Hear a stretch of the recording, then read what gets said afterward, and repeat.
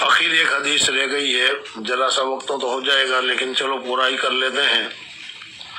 کہ انس بن مالک رضی اللہ تعالیٰ عنہ کہتے ہیں کہ کتب النبی صلی اللہ علیہ وسلم کتاباً، حضرت انس رضی اللہ تعالیٰ عنہ کے متعلق، اب وقت تو نہیں ہے میں پھر بتاؤں گا، یہ حضور صلی اللہ علیہ وسلم کے 10 سال خادم رہے ہیں۔ بہرحال انہوں نے کہا کہ حضور صلی اللہ علیہ وسلم نے خط لکھنا، جیسے ابھی میں نے بتایا کہ صلح حدیبیہ کے بعد کیسر، کسریٰ اور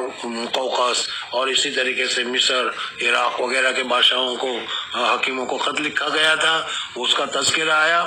وَأَرَادَ أَوْ قَالَ أَرَادَ أَن يَكْتُبَ، یا کہ حضور صلی اللہ علیہ وسلم نے خط لکھنے کا ارادہ کیا۔ فقیل لہو، تو حضور اقدس صلی اللہ علیہ وسلم سے کہا گیا کہ انہم لا یقرؤون کتابا الا مختوما، کہتے جس خط کے اوپر اسٹامپ مہر لگی ہوئی ہو وہی خط معتبر سمجھا جاتا ہے، یہ لوگ بغیر مہر کے خط کو معتبر نہیں سمجھتے۔ تو اس وجہ سے حضور اقدس صلی اللہ علیہ وسلم نے اس خط پر مہر لگانے کے لیے حضور اقدس صلی اللہ علیہ وسلم نے ایک مہر بنائی، اور وہ حضور صلی اللہ علیہ وسلم نے ایک انگوٹھی کی شکل میں بنائی، اور اس انگوٹھی کے اوپر سب سے اوپر تو لکھا اللہ، پھر دوسری لائن میں لکھا رسول، اور تیسری لائن میں لکھا محمد، یعنی محمد الرسول اللہ، یہ اس انگوٹھی پر لکھا۔ جب حضور صلی اللہ علیہ وسلم کو خط لکھتے تھے تو خط لکھنے کے بعد پھر اس انگوٹھی کے ذریعے سے اس کے اوپر مہر لگا دیتے تھے، تاکہ اس زمانے کے تقاضے کے مطابق لوگ خط معتبر ہو جائے اور خط کیا ہے لوگ اس کو صحیح سمجھے۔ قیل لہو، حضور صلی اللہ علیہ وسلم سے کہا گیا کہ انہم لا یقرؤون کتابا، وہ نہیں پڑھتے ہیں کتاب کو مگر اس حال میں کہ وہ مہر لگی ہوئی ہو۔ بس بنایا حضور اقدس صلی اللہ علیہ وسلم نے چاندی کا ایک نقش مہر خط انگوٹھی بنائی، فضۃ نقشہ محمد رسول اللہ، جیسا میں نے ابھی بتایا۔ حضرت انس فرماتے ہیں اصل میں اس کی تفصیل ہے کہ حضور اقدس صلی اللہ علیہ وسلم نے سب سے پہلے انگوٹھی بنائی۔ اب یہاں سے مسئلہ چلا کہ انگوٹھی پہننا جائز ہے یا نہیں ہے، زینت کے لیے پہن تو وہ دوسری بات ہے، سمجھ میں، لیکن جو لوگ قاضی ہیں، جو لوگ مفتی ہیں، یا جو لوگ بڑے عہدے پر ہیں جن کو مہر کی ضرورت ہوتی ہے، وہ اگر اپنی انگوٹھی پر مہر لگانے کے لیے اس طریقے سے اگر وہ انگوٹھی بنائے تو یہ جائز اور درست ہے۔ حضرت مولانا رشید احمد گنگوئی رحمۃ اللہ تعالیٰ علیہ کی کیا ہے فتح میں جو مہر لگی ہے رشید احمد، ان کی انہوں نے انگوٹھی بنائی ہوئی تھی، وہ انگوٹھی اب بھی ہم نے گنگوں میں جا کر دیکھی ہے۔ بہرحال ان حضرات کو بنانا درست ہے۔ ہم لوگوں کو تو ہوتا ہی ہے مہر، کوئی بھی فتویٰ ہو جب تک اس کے اوپر مہر نہیں لگائی جاتی وہ معتبر نہیں سمجھا جاتا، تو اس وجہ سے مہر لگانے کے لیے بنا سکتے ہو۔ لیکن آج کل تو زینت کا زمانہ ہے، اور کیا ہے ایسی زینتیں ہو گئی کہ 5 انگوٹھیوں پہننے کے لیے انگلیاں کم پڑ جاتی، سمجھ میں آیا نہیں۔ خیر بہرحال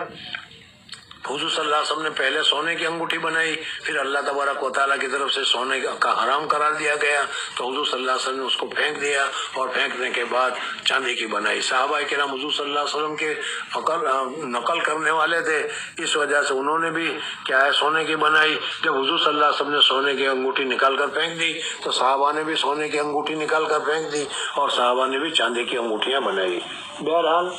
محمد رسول اللہ صلی اللہ علیہ وسلم لکھا تھا کأنی انظر الی بیاضہ۔ حضرت انس فرماتے ہیں کہ حضور اقدس صلی اللہ علیہ وسلم کی جو مہر والی انگوٹھی تھی وہ چاندی کی بنی ہوئی تھی، اور چاندی کا صاف شفاف، اور اسی طریقے سے سونا بھی، عورتیں تو بہت جانتی کہ سونے کی چمک کیسی دکھتی ہے، اور سونے چمک کے ذریعے سے وہ سمجھ جاتی ہے کہ ہاں یہ بالکل نیا اور عمدہ والا سونا ہے، سمجھنا گیا۔